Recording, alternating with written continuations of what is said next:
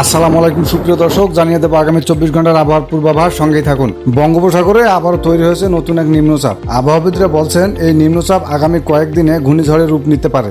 বাংলাদেশের উপকূল থেকে ভারতের পশ্চিমবঙ্গ পর্যন্ত আবহাওয়া এখন কিছুটা অস্বাভাবিক আচরণ করছে। আজকের প্রতিবেদনে জানাবো এই নিম্নচাপের বর্তমান অবস্থা, এর প্রভাব কোন কোন জেলায় পড়তে পারে এবং আগামী 48 ঘন্টায় কোথায় কোথায় ভারী বৃষ্টি হতে পারে। আর আপনি যদি আমাদের চ্যানেলে নতুন হন তাহলে ভিডিওটিতে একটি লাইক দিয়ে চ্যানেলটি সাবস্ক্রাইব করে দাও।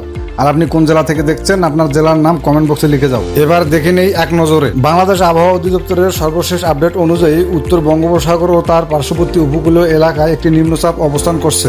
এই নিম্নচাপটি ধীরে ধীরে উত্তর বা উত্তর পশ্চিম দিকে সরিয়ে যাচ্ছে। এটি বর্তমানে সাধারণ নিম্নচাপ থাকলেও আগামী 24 ঘন্টায় স্পষ্ট নিম্নচাপে পরিণত হতে পারে। সাগরের উপরের বাতাসের গতি ঘন্টায় 30 থেকে 40 কিলোমিটার পর্যন্ত উঠছে এবং মেঘের ঘনত্ব বেড়েছে উল্লেখযোগ্যভাবে। এটি ঘূর্ণিঝড়ের প্রাথমিক ধাপ হতে পারে বলেই মনে করছেন আবহাওয়াবিদ।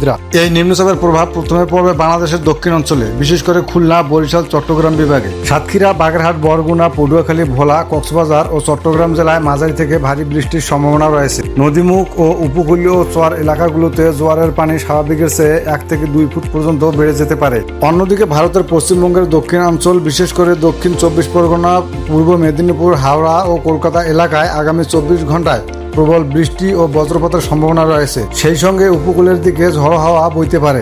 আবহাওয়া দপ্তর জানিয়েছে আগামী 48 ঘন্টায় দেশের দক্ষিণ ও মধ্যাঞ্চলে বৃষ্টি বাড়বে। খুলনা, বরিশাল ও চট্টগ্রাম বিভাগে ভারী বৃষ্টি ও বজ্রঝড়, ঢাকা, ময়মনসিংহ ও ফরিদপুরে মাঝারি বৃষ্টি, রংপুর ও রাজশাহীতে আংশিক মেঘলা আকাশ ও হালকা ঝড় বৃষ্টি হতে পারে। ভারতের পশ্চিমবঙ্গে দক্ষিণ 24 পরগনা, মেদিনীপুর ও কলকাতা অঞ্চলে ভারী থেকে অতি ভারী বৃষ্টির সম্ভাবনা রয়েছে। অন্যদিকে উত্তরবঙ্গের দার্জিলিং, জলপাইগুড়ি অঞ্চলে হালকা থেকে মাঝারি বৃষ্টি হতে পারে। এই সময়ে বাতাসের আর্দ্রতা বেড়ে যেতে পারে এবং দিনের তাপমাত্রা সামান্য কমে যেতে পারে। আবহাওয়া বিশেষজ্ঞদের মতে সাগরের পানির উষ্ণতায় এখন 29 থেকে 30 ডিগ্রি সেলসিয়াসের মধ্যে, যা ঘূর্ণিঝড় সৃষ্টির জন্য অনুকূল।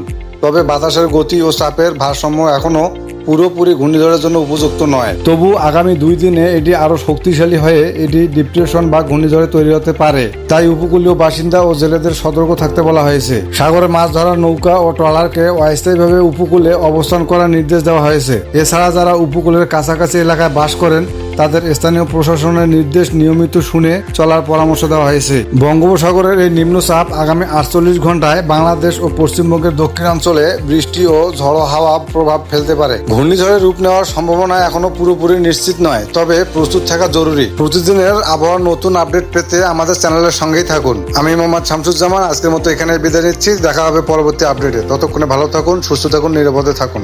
ধন্যবাদ।